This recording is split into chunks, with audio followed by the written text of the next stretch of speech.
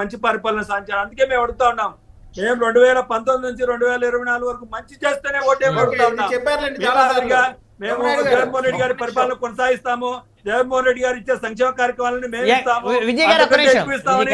మేము ఎక్కడ చంద్రబాబు హనుమంత్ రెడ్డి గారు ఫైనల్ గా ఒక్క ప్రశ్నకి సమాధానం చెప్పండి. హనుమంత్ రెడ్డి గారు కంక్లూడ్ చేయండి, ఒక ప్రశ్నకు సమాధానం చెప్పి. అందరిలో ఉన్నటువంటి భయం, అందరిలో ఉన్నటువంటి ఆందోళన ప్రతిపక్ష పార్టీలకు సంబంధించి మే 1వ తారీఖు నాడు వాలంటీర్లతో జగన్మోహన్ రెడ్డి గారు పింఛనే పంచిస్తారా, లేకపోతే ఓటుకు డబ్బులు కూడా పంచి ఇచ్చేటువంటి కార్యక్రమం ఏమన్నా శ్రీకారం చుడతారనే ఒక ఆందోళన ఖచ్చితంగా ప్రతిపక్షకు సంబంధించిన నాయకుల్లో ఉంది అనే మాట వాస్తవం, జరుగుతున్న చర్చ వాస్తవం కాదంటారా? ఇప్పుడు ఎలా ఉంటుందంటే 2014 ఎలక్షన్ లో వాళ్ళు గెలిస్తే ప్రజలందరూ ఓట్లు వేసినట్టు, 2019లో జగన్మోహన్ రెడ్డి గారు గెలిస్తే ఈవీఎంలు మేనేజ్ చేస్తారని చెప్పే వ్యవస్థ చంద్రబాబు నాయుడు గారు 14 సంవత్సరాలు రాజ్యాంగాన్ని చదివి రాజ్యాంగంలో 14 సంవత్సరాలు ముఖ్యమంత్రిగా పనిచేసి ఇటువంటి మాటలు మాట్లాడే టీడీపీ నాయకులకు ప్రజలు బుద్ధి చెప్తారు. ఎవరు డబ్బులు ఇస్తారో, డబ్బులు ఇచ్చినా ఇంకొకటి ఇచ్చినా ప్రజలు వాళ్ళ మనసులో ఉండే వాళ్ళకే ఓట్లు వేస్తారు తప్ప జగన్మోహన్ రెడ్డి గారిని ఆశీర్వదిస్తారు. మంచి పరిపాలన అందించాడు, మా ఇంటి దగ్గరకే సంక్షేమాన్ని కానీ అభివృద్ధి కానీ తీసుకొచ్చారని జగన్మోహన్ రెడ్డి గారు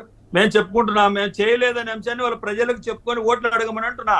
14 సంవత్సరాల్లో ఆయన ముఖ్యమంత్రిగా ఎలగబెట్టింది ఏందో, లేకుంటే ఈ రాష్ట్రం చేసిన మంచి ఏందో చెప్పుకొని ఓట్లు అడగమని చెప్తా ఉన్నాం. జగన్మోహన్ రెడ్డి గారి పరిపాలన నేను కొనసాగిస్తాను, జగన్మోహన్ రెడ్డి గారు ఇంత ముందు చేస్తా ఉంటే శ్రీలంక మలేషియా అవుతాదని చెప్పిన చంద్రబాబు నాయుడు గారు ఈరోజు జగన్మోహన్ రెడ్డి గారి కంటే ఎక్కువ ఇస్తానని ఏ విధంగా చెప్తున్నాడు? ఏంటంటే ఏదో మరి ఆయన డబ్బులు సృష్టిస్తాడంట. డబ్బులు సృష్టించేవాడు నువ్వు ఇంతకుముందు ఎందుకు సృష్టించలేకపోయావు? ఇంతకుముందు ఎందుకు అప్పుల పాలు చేస్తావు ఆంధ్రప్రదేశ్ ను?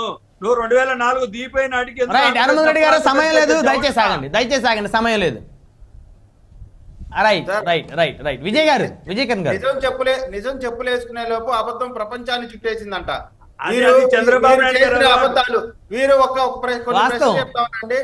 రాజశేఖర్ రెడ్డి గారి బిడ్డని షర్మిలా గారిని అసభ్య పదజాలంతో దూషించడాన్ని సమర్థిస్తున్నటువంటి వైఎస్ఆర్ కాంగ్రెస్ పార్టీని ప్రజలు గమనిస్తా ఉన్నారు.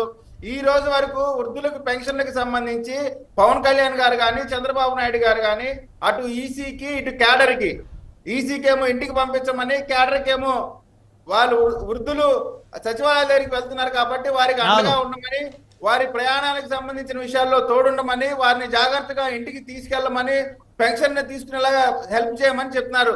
వైఎస్ఆర్ కాంగ్రెస్ పార్టీకి సంబంధించిన ఒక్క నాయకుడు అన్నా సరే వాళ్ళ క్యాడర్ కానీ, ఎన్నికల కమిషన్ కానీ, చీఫ్ సెక్రటరీ కానీ ఒక్క వినతి పత్రం వృద్ధుల పెన్షన్ సంబంధించి చేశారా? కేవలం శవ రాజకీయాలు మాత్రమే చేస్తున్నటువంటి ఈ వైఎస్ఆర్ కాంగ్రెస్ పార్టీని ప్రజలు గమనిస్తా ఉన్నారు. వాళ్ళ కార్యక్రమాలు చేస్తే రెచ్చగొట్టేది ఎవరు? కూటమి మీదకి ఇదంతా కూటమి నాయకులే చేస్తున్నారు, రెచ్చగొట్టే వాళ్ళు ఉన్నారు కదా. మాకు చంద్రబాబు నాయుడు గారు ఇంకొకరు చెప్పాల్సి వస్తున్నాం. మాకు మానవత్వం ఉంది కాబట్టి మేము ఏం చేయాలో మాకు తెలుసు అంటున్నాం. ఎవరో చంద్రబాబు నాయుడు గారు, పవన్ కళ్యాణ్ గారు చెప్పాలా? వైఎస్ఆర్ కాంగ్రెస్ పార్టీ నాయకులకు మానవత్వం ఉంది కాబట్టి తీసుకెళ్తాం. మాకు ఎవరో చెప్పాల్సి అవసరం. మీరు చెప్తేనే చేస్తారు, మీరు మీ నాయకులు చెప్తేనే చేస్తారు. మా నాయకులు చెప్పకుండా ప్రజలకు మంచి చేయాలని మా మనసులో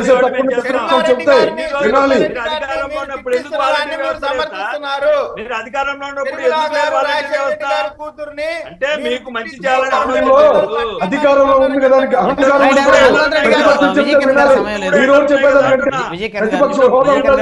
చెప్తారు, ప్రజలు కూడా చెప్తారు. ఎండలు లేవా? ఎందుకు వాలంటీర్ వ్యవస్థ మీరు మంచి చేయాలి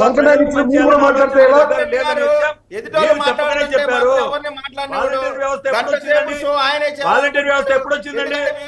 విజయ్ కిరణ్ గారు, హనుమంత్ రెడ్డి గారు, దయచేసి ఆగండి, హనుమంత్ రెడ్డి గారు, దయచేసి ఆగాలి, సమయం లేదు, దయచేసి ఆగాలి.